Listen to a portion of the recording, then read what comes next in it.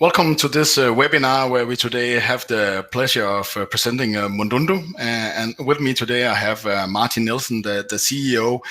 And the subject for today is looking into those telco partnerships, which market opportunities, which more deals can be stroked, but maybe more interesting, what does it give the company of market opportunities to grow their revenue through those telco partnerships?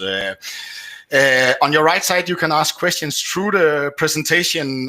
If it fits, I will try and ask it, or else no worry, I will collect the questions and we will take all the questions in the end. But I think I will hand it over to you, Martin, and you can take it from here. Thank you very much, Michael. Thank you for taking the time, everyone who's on the call right now to listen in to this presentation. I want to, as Michael introduced, I want to just walk you through a little bit about our that we have as a part of our growth strategy. So let's jump straight into it, and please do ask questions if you do have any during the presentation. So first of all, well, just a brief recap of what is Mdundo. Well, Mdundo is an African music service. We are available through a mobile web browser and an Android app. And on this slide, I put in some numbers from September 2020, which are the last numbers we've communicated out. In a nutshell, it works in a similar way to any music services that you might be familiar with. But we have a very strong focus on the African consumers and the devices that they are using. And that's why particularly mobile web is a really big platform for us.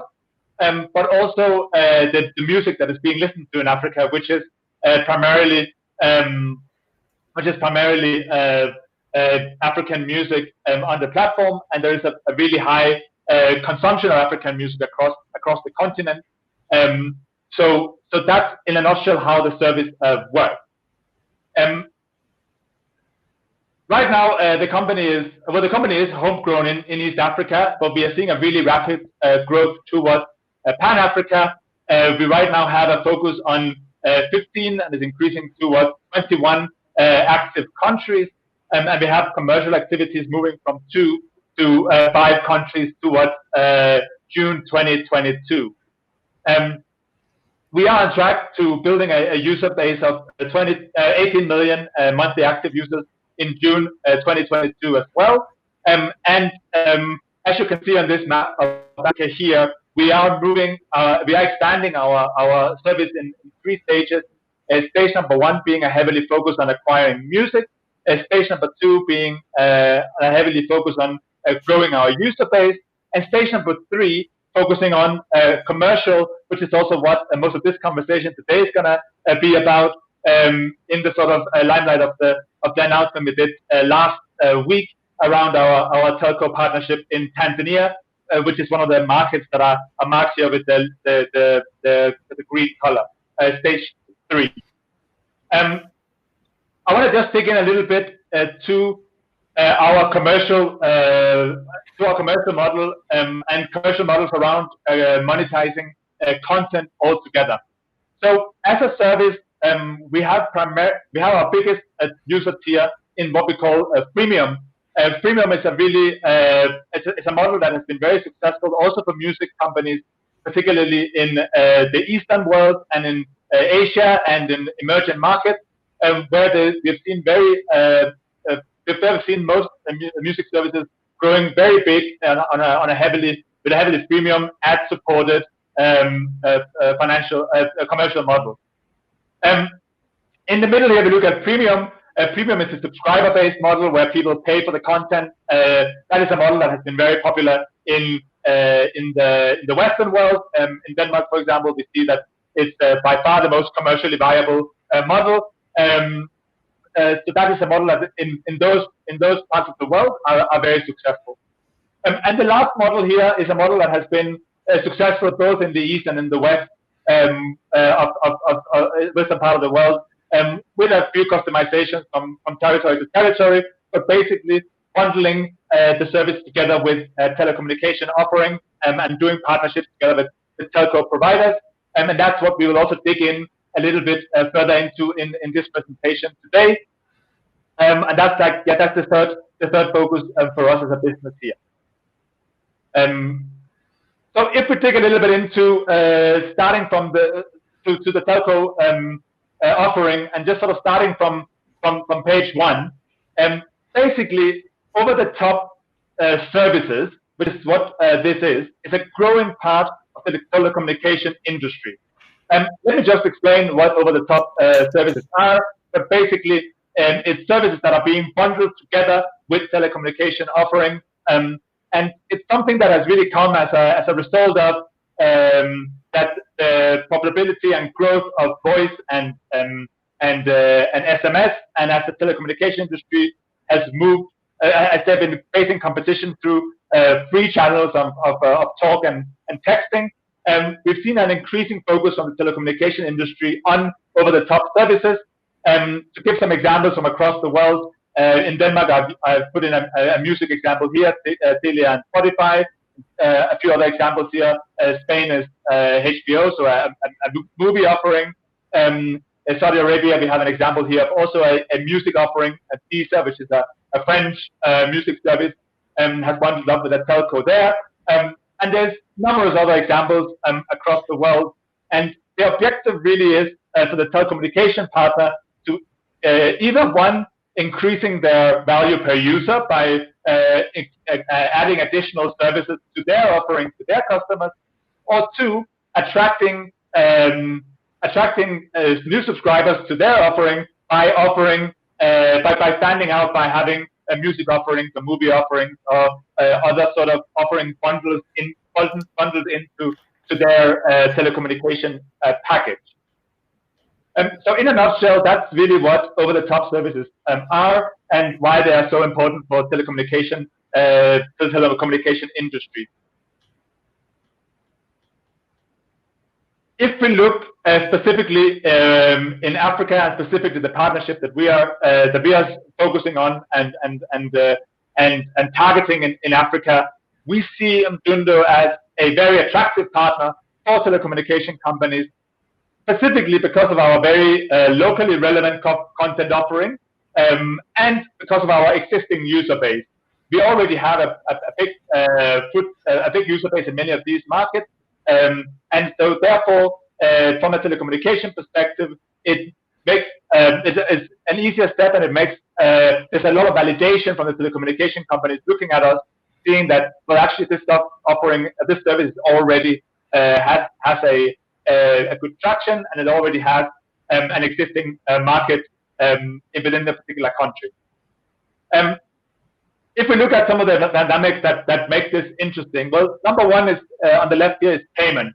Basically, most popular payment systems in Africa are managed and ran by the telecommunication companies. So that basically means most payment is taking place either through mobile money or through airtime billing, or other ways where you're basically being billed through the telecommunication providers that you are that you are subscribed to. What we're doing is we're creating packages or bundles together with the telecommunication, ranging from somewhere between 0.035 to 0.022 US$ per day, to basically give the customer an ability to opt into these offerings and basically listen to these, use our service and premium versions of our service by adding this to their subscription plan. The telco partners are expecting to take telco partnerships altogether is expecting to be about 40% of our total revenues within the next 2 years. And we do, as they are our partners, we do also they are a billing partner for us, and so we do expect them to also take a revenue share from it, which is a part of the model as well. So they have a commercial incentive to also work with us on these offerings. Just to dig in a little bit into the landscape of telecommunication companies in Africa. Basically, if we look at Tanzania, Uganda, Ghana, Nigeria, many of them we see that there is some bigger telco companies, and some of them there's also a number of smaller telco companies. It is not. There are some telecommunication companies that are present in several of these markets, but it is different markets. So we are seeing different companies being present in the different territories. In, for example, Kenya, we have one big and one smaller player. In Tanzania, we have 3 major and 2 smaller players. So it's a market that has a number of players. Uganda, we have 1 major, 2 smaller. Ghana, we have 1 major, 3 smaller, and Nigeria, 3 major and 1 smaller player in the telecommunication space. And if I can ask a question here, Martin, we can see by the audience that he has asked that when you sign a contract in one country with one player, are you allowed to go to the other players? That's what the first question.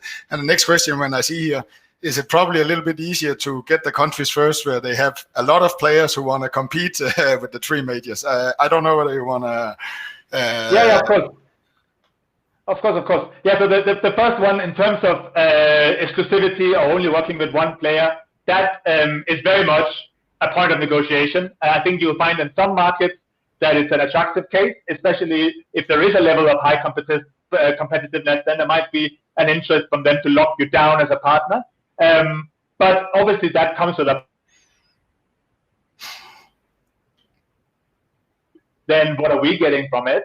And so there is not an either or, and we have the company both kind of conversations, but we do see pros and cons of both options for in that regard. And to your second point, you will I definitely think that the markets that you have a steep competition in, there is a bigger hunger for new services. But that being said, altogether, what these telecommunication, one thing these guys are, that serves the objective of attracting subscribers, basically. But the other objective of increasing the value per user is relevant even in the markets where you might not have much competition, because you are seeing that people are going from services like voice and SMS to WhatsApp or Messenger calls or Skype calls and text, where they are not making the same money on it. So even the market where there's less competition is still a very interesting proposition. Perfect. But of course they are very different, and that's also what the graph on the right hand side here is illustrating. There's a very different potential from different partners, and as we had also described in our initial company profile, as when we were doing when we IPO'd the company back last year.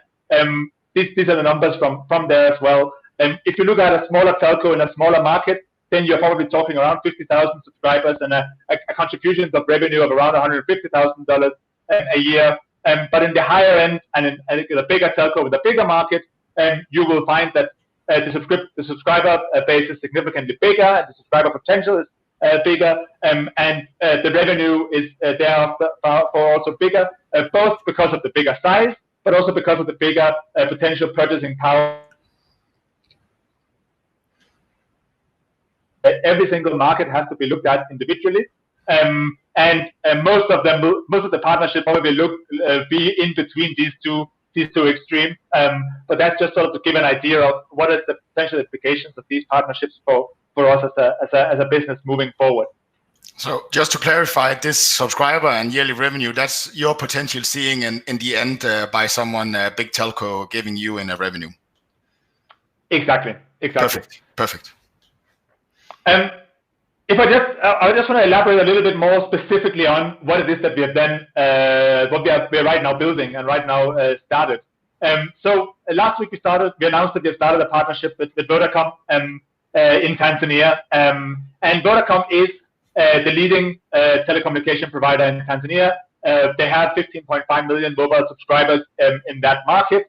Vodacom is present in a number of other markets across Africa. Some under the brand name Vodacom, some as a joint venture where they're called Vodafone, but they do have presence in a number of different markets across the continent. Our partnership for now is for Tanzania, and basically the Mdundo package that we've created basically allows the customers to access exclusive give them exclusive access to DJ mixes or DJ mixtapes. That might be a bit of a specific product term, but that's what it's called, as well as an ad-free version of the Mdundo service, which is what you probably is more familiar with from a Western perspective, for example, from Spotify. And that basically allows the customers who subscribe to this package to get a constant inflow of new exclusive mixes, which is a product that is already quite popular in that market on our platform, as well as a premium experience to the Mdundo service altogether. And the Mdundo, the customer is automatically billed through direct daily billing. So basically, using their phone number, they are billed through their telco provider, Vodacom, and that Vodacom is basically the one collecting the money in that sense, and our agreement is then with them. And if we look at the outlook for this, well, as announced already, we had 5,000 who subscribed to the product in December as beta subscribers for the product. So that's people who have already been billed and opted into the product in the first place. We expect to have a final agreement signed before the end of January with Vodacom for this partnership, so we can continuously roll it out further. We have also, in the announcement, put in a really, really key part of our strategy, which was Patrick Sambao, which is our head of telco communication, telco partnerships at Mdundo, and is basically focusing on growing our pipeline and growing our interactions and engagement with telco partners from across the continent. And with a background from that, within that industry, is a key component in actually establishing similar partnerships in our other focus markets. As previously stated in our company announcement from last week as well, we do expect to grow 140% in revenue from last financial year to this year, and we expect to grow our active users to 9 million in June this year and 18 million in June 2022. So that's in a nutshell the product that we have put together with Vodacom and the outlook that we see for it. Right now. If we go into our general expectations for the future, as I mentioned in the beginning, we still expect to grow to, and also just in the previous slides, we expect to go into 18 million monthly active users by June 2022. That is our key focus. If we do look at on the financial side of the business, we do expect to see a constant growth on our revenue side following the user growth of our business. And we are heavily investing right now in growth activities, which is obviously shown on the bottom line as well. Before I finish off and open up completely on questions, I want to dig in a little bit to peer evaluation for Mdundo as a company and where we are at the moment. So basically, what we're looking at here is a peer evaluation slide where we're looking at the other music services that has been traded or has been any deals in the last couple of years. And what we're seeing is that in the space, peer evaluation ranges from around $10 all the way up to $115 per monthly active user. Is it fair to then compare ourselves with services that are maybe present in other markets, such as Spotify or Tidal and so on? Well, maybe not, but if we look at the other end of the spectrum, we actually have a number of global companies that are operating in emerging markets that it makes a lot more sense to make a peer comparison with. So we have Q&As in India, we have Tencent Music that is present in China and a number of other Asian markets that are a little bit more similar to us as a business. And is it then fair to even compare us with a company in India? Well, we actually think it is. So if we look at a company like Q&As was a music service in India that was traded a few years ago. And basically, if we look at their business, it is very similar to ours. They have a completely ad-supported business, so they are 100% ad-free supported. They also in a market that's very similar. So if you look at India, the GDP per capita is very similar to what we're seeing in sub-Saharan Africa, and in particularly if you look at the markets where we have our commercial focus, and the size of the market is also very similar to what we're looking at in India. So with that, I want to open up for questions, and thank you so much for listening and your interest in our developments and partnerships that we are creating as Mdundo. Perfect. Let's start. I think the first one is very easy to answer on. When do you come with updated numbers on the user side, Martin? Yeah. So they come with our quarterly messages, and the next one is on the 9th of February. That's when we are putting the numbers out for December.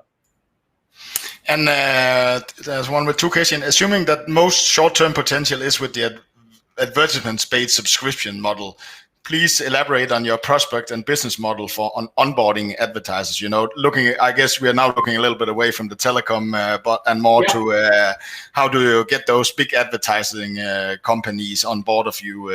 So elaborate a little bit on that. Yeah. So the two models for us are running completely simultaneously, and I think that's something that is maybe a little bit different from a Western perspective.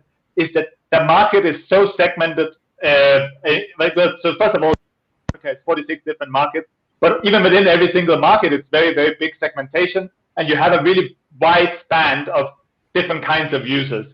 So we see telco partnerships being really interesting for particular segments. But we still see advertisement as a really big driver of our revenues and of our general growth. And it's not at all a sign that we are moving away from that model. We see a really big potential within advertisement, and we see that a lot of users will be opting to that model and will monetize them through advertising. So how we do it is we have two kind of advertisement revenue streams. We have a sort of network advertisement, which is sort of programmatic advertising deals that we have. But we also have a sales team, so we have a sales team in 4 different African countries where we have commercial focus, who are directly going out and selling advertisement to the bigger brands within those markets. And that's obviously a really big focus for us as well. And it is a part of our growth strategy to expand heavily within our ad sale offerings as well. Perfect. And the next one, any prospect plans regards Francophone Africa, where Orange is the dominating telco? I think I just read up that question because that was all what I can do. I don't think I can make any color on that. I hope you know what the question is about. Yeah, of course. Well, so Francophone is a really interesting market for sure, and the person is asking. I think to sort of we do have a few of the French markets. If we look into the 21 markets that I mentioned in the beginning, there's a few in there, and they would of course be included as well, going from starting with the music acquisition, then to the user growth, and then to the commercial aspect.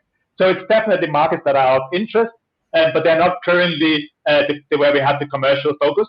But we do understand that these sort of partnerships also depend a lot on the timing from the partner.